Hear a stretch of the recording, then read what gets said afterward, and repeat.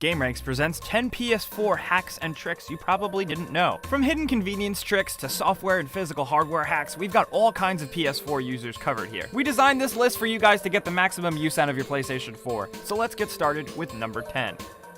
We're gonna start off with one that might seem like a no-brainer to the hardcore crowd, but a lot of people don't realize this. Are you a PlayStation Plus member? Well, here's our advice. All those free PlayStation Plus games, stockpile them. Yes, if you just own a PS4 and PlayStation Plus, you can download the free games every month. But what a lot of people don't realize is if you log into your Sony account on the PSN website, you have access to all the free PlayStation Plus games. Those are the PlayStation Plus games on Vita and PS3 and PS4. So really, you should stockpile them. You got nothing to lose, and once you download and claim them, you own them forever on your library. Even when the free on PlayStation Plus promotion expires, you're still going to be able to own those games and play them whenever you want. And it's really great if you're looking towards the future. See a bunch of free PlayStation Vita games, but you don't own a Vita yet? Well, download them all anyway, stockpile them and save them for the winter. Because then if you finally save up and buy yourself a shiny new PlayStation Vita, you got a pile of games already waiting for you digitally. At number 9, a little known fact in the software menu settings is the fact that if you want to take a video clip or screenshot without navigating to the actual share menu and slowing things down, you can simply tap the share button twice and it'll start capturing video. Or you can go into the share settings and change the share button control type for easy screenshots. So then automatically a screenshot only takes a tap of the share button. If you're a social gamer, I highly recommend changing the share button to a press and hold to bring up the actual share menu. You want to be able to quickly and easily capture screenshots to show to your friends, and this is the best way. It might sound like a basic settings change, but this makes things incredibly simple and much easier for a user. At number 8, did you know you could use a PlayStation Vita as an extra DualShock controller for the PS4? Well, now you know. Yeah, the Vita has a lot of tricks that work with the PlayStation 4, like second screen and all that jazz. But if you're in a bind and you have somebody else that wants to play couch co-op with you, and you don't have an extra DualShock 4 controller because they're so damn expensive, use your Vita. A lot of you guys probably know that you can use Remote Play to beam the game that's playing on the PS4 onto the PlayStation Vita. The only problem with that is that you have to use the same PSN account on the Vita as the PlayStation 4. However, that can be easily surpassed by using Remote Play and then take over the session, and then with the controller you sign in as a guest or another profile. And then boom, there you go. You and a friend can play co-op on PlayStation 4. Sure, the Vita controller takes a little getting used to, but you'll figure it out. Hey, it's a cheap, easy, and quick solution. At number 7, if you want to feel really cool like Tony Stark and talk to your game console, but you don't have an Xbox One or you just can't be bothered with the Kinect, well, you can actually use voice commands through the headset mic that comes with the PlayStation 4. Yes, the PlayStation 4 does have voice commands that work with the PlayStation camera. That being said, not a lot of people bought the PlayStation camera, so you can use voice controls through the included headset. There's a tiny little microphone tucked away on the volume slider on the little headset. So when it's plugged into the controller and when you enable voice controls in the PlayStation settings, all you have to do is say PlayStation followed by any command. The commands are pretty basic, but they do work fairly decently. You can say the name of a game, start game, open up Music Unlimited, access your library, bring up the internet browser. It's pretty nifty and it works, I'd say, 85% of the time, which is pretty good for voice controls. It's a small little known feature that might make your gaming life a little bit easier. At number 6, we have that PlayStation app available for iOS and Android. Use that app to your advantage, because there's a lot of features on it that can really help you out. While the app is still pretty buggy sometimes, there's a lot of things you can do with it that'll make your life a hell of a lot easier. Is there a game that's on flash sale but you're nowhere near your PlayStation 4? Well, look it up on the app and purchase it right there. The coolest part is if you want it to be ready when you come home from work or something, you can link your PS4 up with the app, and as long as your PlayStation 4 is on standby and connected to Wi-Fi, you'll be able to wake it up from the app and start downloading games. Not only that, but if you're sending your friend party chat invites or messages or even in-game chats, you can use the PlayStation app as a keyboard to type on your screen on PlayStation 4. And it makes things a hell of a lot easier, and it makes typing much quicker because it feels like texting.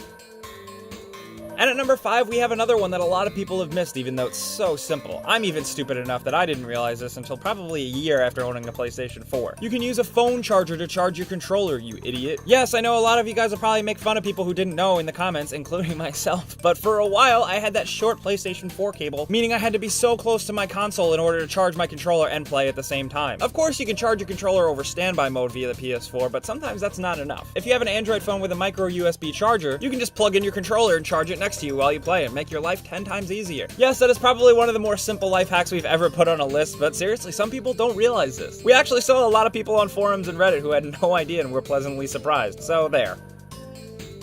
And at number 4 on our list, we have a real hack. Do you want to hack your PS4 and play pirated games for practically nothing? Well, move to Brazil. Yes, Brazil is legendary for its blatant piracy, with over 50% of all software licenses in Brazil not being original or legit. Yes, apparently there are retail stores in Brazil offering customers who buy PS4s to install 10 pirated games on their PS4 for about $100. That being said, that is a pretty high price in Brazil, but you're getting a bunch of games, and they're technically free. Of course, we're not condoning piracy, but if you're one of those crazy people that want your games hacked onto your PS4, and if you want to maximize the use of your hardware and you don't care of having some Brazilian guy open it up and alter it, well, then the possibilities are endless. Just be sure not to update your console firmware, because you know Sony is probably right on hackers' heels.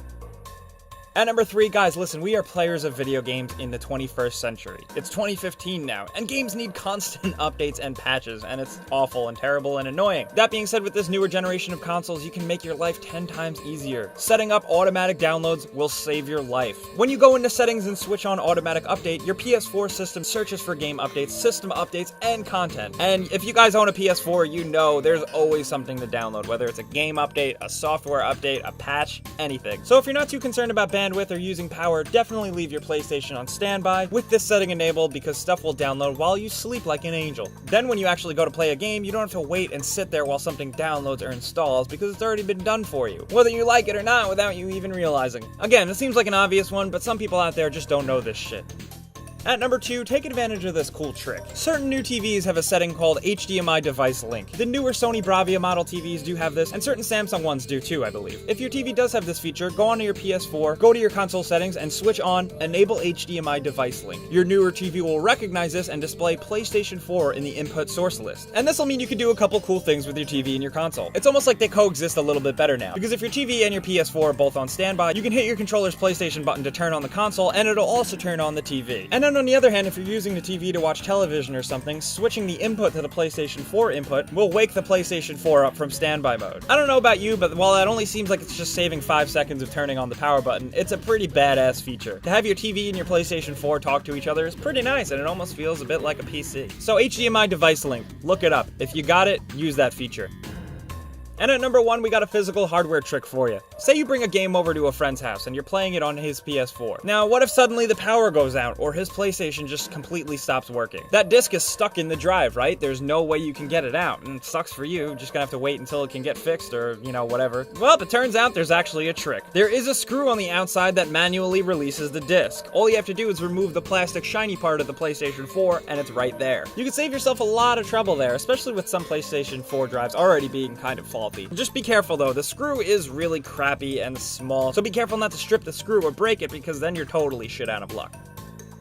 So there you have it, guys. Those were 10 PS4 hacks/tricks that some of you probably didn't know. We designed this list for you guys to get the maximum use out of your PlayStation 4, be it through settings, hardware tricks, whatever. So we really hope that you did learn a thing or two and eased your gaming life. Let us know in the comments if you learned anything in this video, or if you have some tricks of your own that you want to share with anybody else. Or let us know if you really hate us. And of course, if you did learn a thing or two, or if we made your life a bit easier, maybe give us a like, because that's the best way you can help us out. It's almost like giving us a tip. And if you are new and this is your first time coming around, listen, we put out videos every single day, so subscribing is the best thing you can do. But guys, thanks for watching, and we'll see you next time.